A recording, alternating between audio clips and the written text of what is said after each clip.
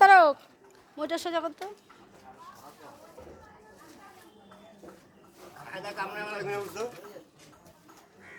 আর কি করুম বল, আরেকটু আরেকটু আরেকটু ধরে রাখ।